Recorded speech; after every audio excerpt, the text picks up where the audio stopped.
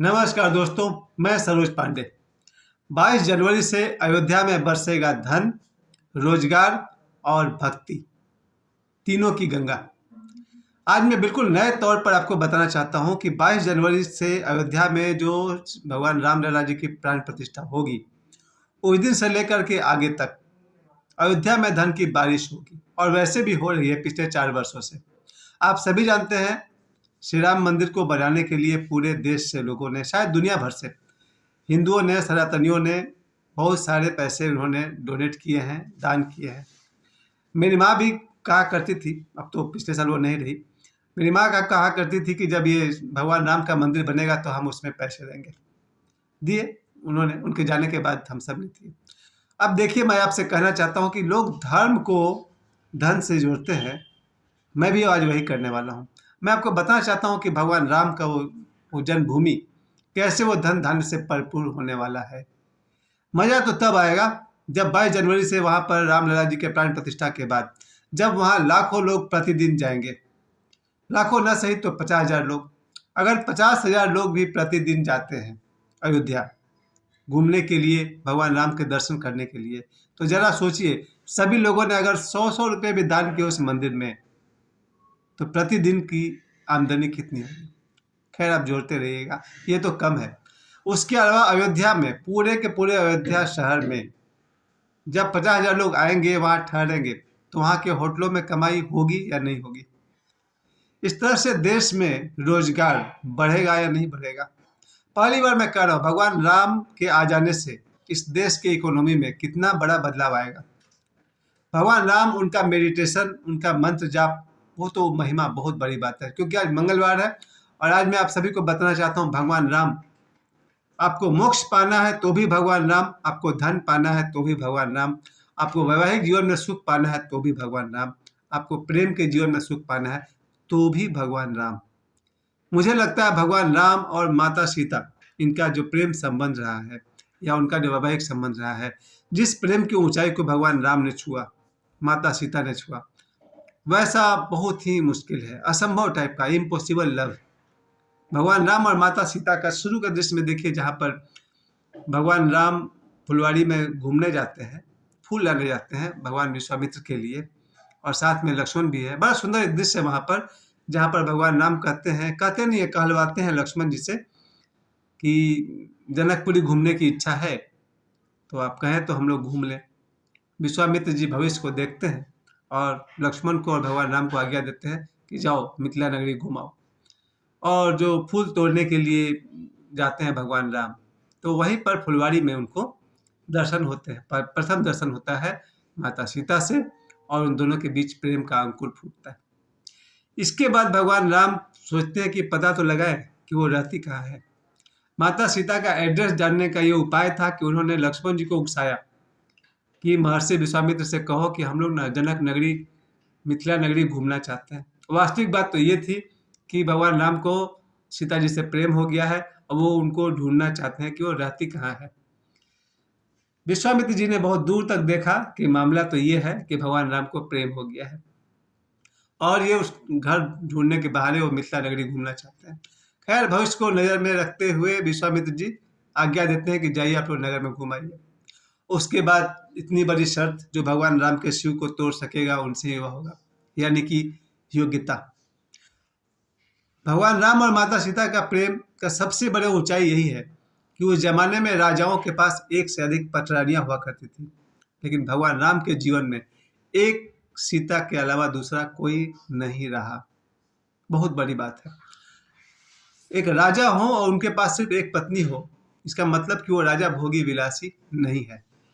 और भगवान राम पूरे जीवन में सीता के अलावा और किसी दूसरे का नहीं हुए। बहुत बड़ी बात है। ऐसा प्रेम धरती पर आज 2024 में अकल्पनीय लगता है।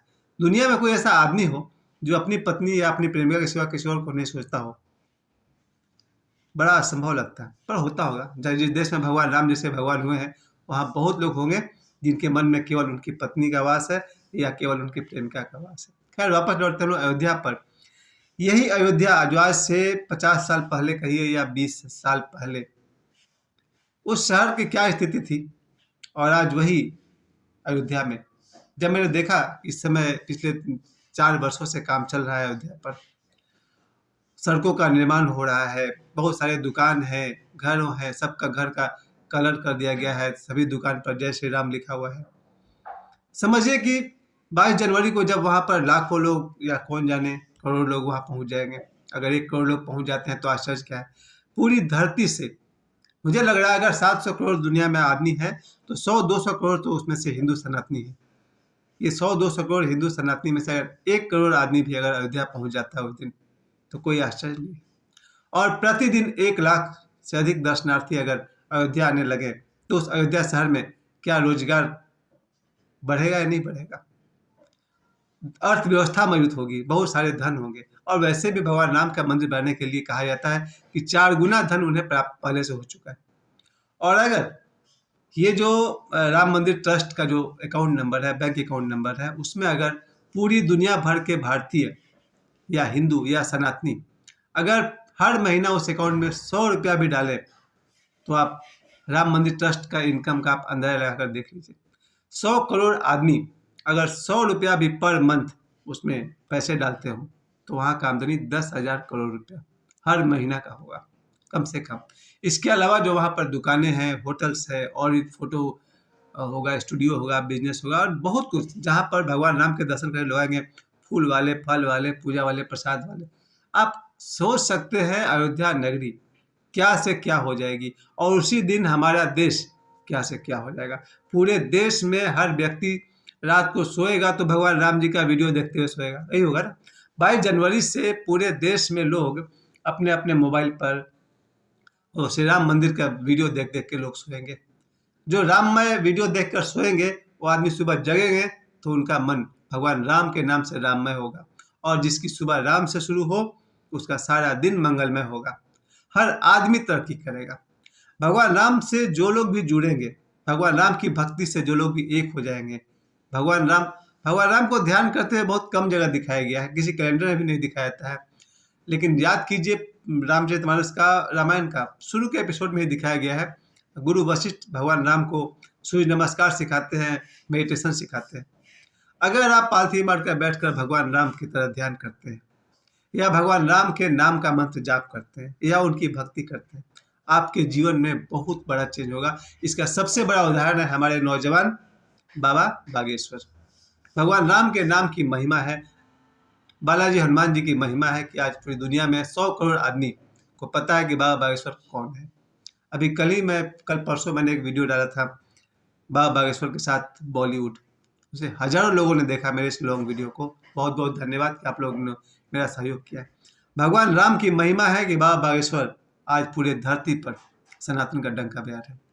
उसी तरह से मैं आप सभी से कहना चाहता हूँ, वो समय आ गया है जब 100 करोड़ हिंदुस्तानी या 100 करोड़ भारतीय या 100 करोड़ सनातनी हिंदू राममय हो जाएंगे, भगवान राम का नाम लेकर सोएंगे, भगवान राम का नाम लेकर जगेंगे, और भगवान राम का नाम लेकर कोई भी काम शुरू करेंगे और उन्हें सफलता मिलेगी। हर घर में कहते हैं ना राम राज्य आएगा। राम राज्य का मेरे तरफ से ही मतलब होगा हर व्यक्ति का मन पवित्र होगा, राममय वीडियोज लोग देखेंगे, राममय नींद होगी, राममय ध्यान अवस्था होगी, राममय भोजन करेंगे, भगवान राम का नाम लेकर टेलीफोन करेंगे। जय श्री राम। वो दिन आ गया है। इतना सुंदर समय आया हुआ है कि देश का बच्चा बच्चा, मेरे साथ तो ये रोज हो रहा है ना, मैं तो स्टूडेंट्स को देखता हूँ गुड मॉर्निंग छोड़ के सीधे जय श्री राम बोलते हैं बच्चे मेरे। भगवान राम के नाम से हर बच्चा आज आंदोलित है। मेरे घर के दोनों बच्चे सुबह से रात तक राममय हो गए हैं, और मैं जितने बच्चों को जानता हूँ स्कूल के सारे बच्चे जय श्री राम हो गए हैं। हर आदमी वो दिन आ गया है जब मोबाइल पर सबसे पहले लोग कहेंगे हेलो नहीं, जय श्री राम। बहुत अच्छा दिन आने वाला है। अयोध्या में रोजगार तो बहुत ही बढ़िया से बढ़ेगा, और पूरे देश में समझिए कि दिवाली आने वाली है, सालों भर की दिवाली।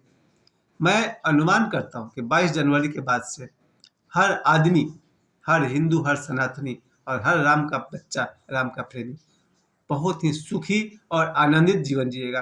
थोड़ा फर्क है सुखी और आनंदित जीवन में, क्योंकि सुख के साथ दुख होता है, आनंद के साथ कोई विपरीत शब्द नहीं होता है। अयोध्या के उस 22 जनवरी का हम सब इंतजार कर रहे हैं, और मैं आपको फिर से जोड़ना चाहता हूँ भगवान राम का फिर से आना। लगभग आज से 2500 वर्ष पहले भगवान बुद्ध आए थे, उससे 2500 वर्ष पहले भगवान श्री कृष्ण आए थे और उससे 2500 वर्ष पहले भगवान श्री राम आए थे। यानी आज से 7,500 वर्ष पहले भगवान राम इस धरती पर सशरीर आए थे और आज उस दिन से 7,500 साल के बाद भगवान राम आज सूक्ष्म रूप से, प्रकाशमय रूप से, आनंदमय रूप से हम सबके बीच फिर से आ रहे हैं। 22 जनवरी की प्रतीक्षा है और क्या क्या प्लान है आप सभी जानते हैं। एक बार फिर से मुझे समय देने के लिए आप सभी को बहुत बहुत धन्यवाद। इस देश की आर्थिक स्थिति मजबूत होगी 22 जनवरी से, यानी कि 22 जनवरी से अयोध्या में धन बरसेगा, भक्ति होगी और रोजगार बरसेगा।